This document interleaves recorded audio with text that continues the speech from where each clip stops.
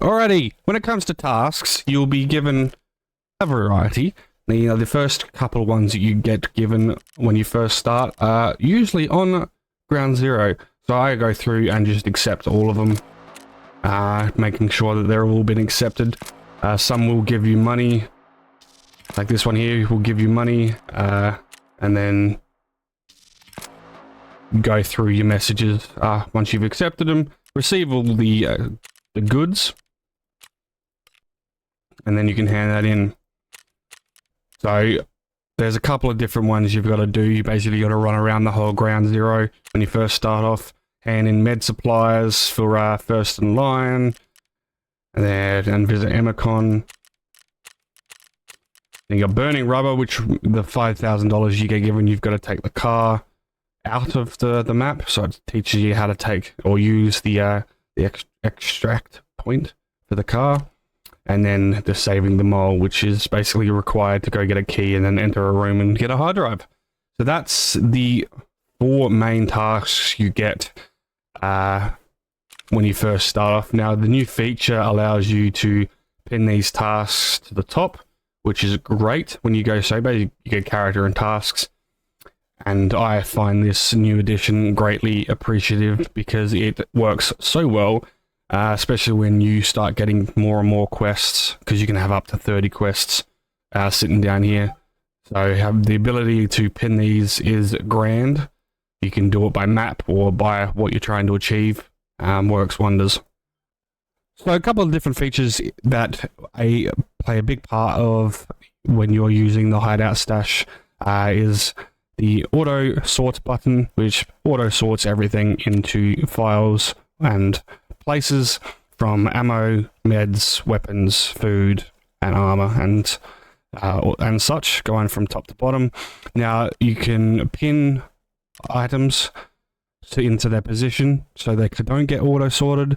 So you can things like junk boxes and ammo boxes going forward, weapon cases. Even you can pin bags at the bottom of your stash to keep the pile of bags that you will accumulate into the bottom. That's what I usually do. You can also lock items as well, so they can't be modified, moved, or discarded at all. Which that's what they look like once it is locked. So that means you can't move it, can't transfer it anywhere. Whereas you look at the pinned one, you can move it wherever you want. It will just be moved there, and it'll pin there. Now, the best way to transverse this as well is using the page up and page down button, with it going all the way to the bottom. So that's page down, page up, as you can see here. Now I use that page down, I lock the bag there so the bag won't go anywhere.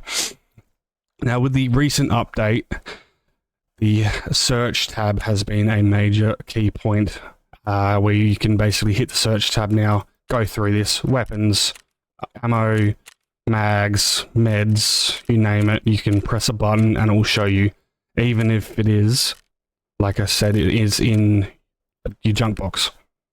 So you see the SSD there is in the junk box. You press that info button, there it is. The special button, there it is. The ammo is in the ammo box. There's all the ammo. So you're gonna have to go hunting for it, which I think is a great thing. Now you can also use the sorting table, which helps you move and adjust your stash where needed. To access this, you either click and drag and put it in there. You shift, click it, and it will go straight into the sorting tab. And when you finish with the sorting tab, even if you do not put everything back, you press escape, and there you go. It puts it straight back into the stash. So you will never lose an item ever again. Now, one of the key components of Tarkov as a whole is your skills. As you level up, your skills will level up also, and they also impact the way you as a character in the game plays or interacts with the world. Now, a lot of these slowly get incremented or increased over time, such as endurance and strength. That requires you to either run a lot or carry heavy things. You'll usually get a marker here. Once you go to a yellow instead of a green symbol, that means you will start leveling your strength. Anything under the yellow, you will level your endurance. Now, metabolism requires food. All you do is feed your face, drink, as much as you can, and that'll slowly increase over time. It's one of the first things that usually maxes out. Health, vitality, stress-resistant immunity, all those ones usually can be impacted to with health, or max energies, or using stims, or healing and stuff like that. Charisma is selling things to your traders, and selling a lot of things will obviously increase that.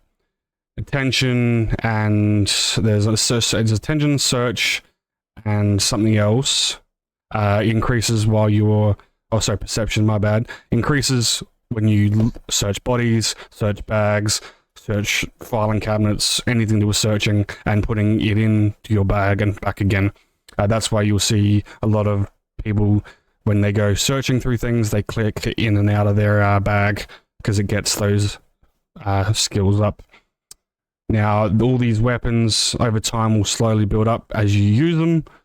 The most used one, or the most important one you need to use, is the bolt actions. Now, there's a couple of quests where you need to get it up to 8, or the level 8, and it's best to use snipers really early on to start getting that up. You can use a Mosin and reload it as a secondary. Then you can basically go around shooting things.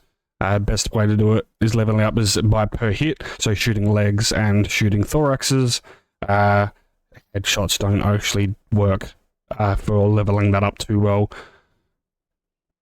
Obviously, if you struggle with a Mosin, you can go to a VPO once you unlock it, or if you find one, you can reload the mags pretty easily, and that saves you from losing the ammo that falls to the ground. So that is 2 major ways to increase your bolty action straight off the bat. Now, the troubleshooting aim drills and mag drills, they will obviously go up over time with your weapons failing, you aiming, obviously, and unloading and reloading mags inside your in your raids. Surgery is pretty self-explanatory. You do a surgery in-game, fix an injured or a broken leg, and that'll increase. I think not sure if it caps anymore, but what it used to be 4 surgeries per raid will increase your will give you experience.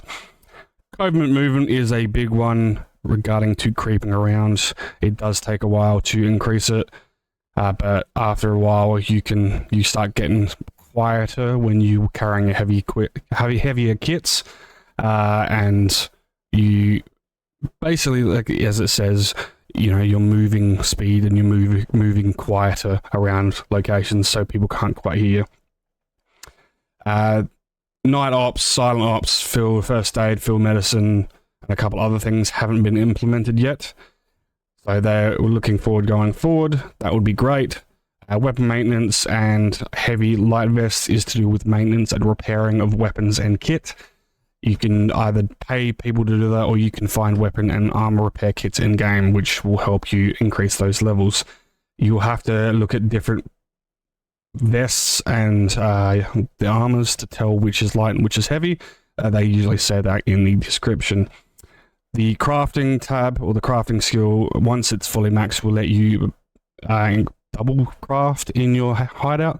But basically, you have to craft things consistently in your hideout non-stop to get that pretty high. But it also increases the time, or shortens the time of you crafting. Again, goes with the hideout management. Again, reduces the fuel, air, and water consumption, and increases bonuses from your hideout once that's getting fully upgraded. That'll be impacted by what you build in your hideout and how far max you get it, while also looking after, say, fuel and filters and such. So another part of Tarkov is your hideout area. Now, once you go in a hideout, you get this welcome message, and you can read it. I usually don't. I've played it that long, I just hit the OK. But as you can see here along the bottom, there is that many things you can craft, with the current state being all found in raid items. Now, as soon as you open the hideout, you usually can craft events because it costs money. As you can see here, done. This will usually open up the other parts of the hideout to build, but you will obviously need to go get items from inside raids to provide for the actual builds, from measuring tapes to AWLs, soap, toilet paper. Then you got the resting space, which is, you know, matches, and then heating, matches again, med stations, quite literally med supplies, and then you got the work out bench. As you go up in levels, they will increase. They all go to level 3, and then you got things like the scav case, solar panel, water collector, weapon rack, workout bench. So workout bench is this way. It's a gym. Once you get the water, as it usually sits here, it's the water filter going. Once you hit that to level 2, it will open up this door here, and then it will provide you another area with a gym, like a racking area, and then the Hall of Fame. Now, with this door, once you get that open, or you can start getting open, you can use fleece to mop the area, but there's a debuff if you don't. So you'll start losing experience and a couple other things with that debuff.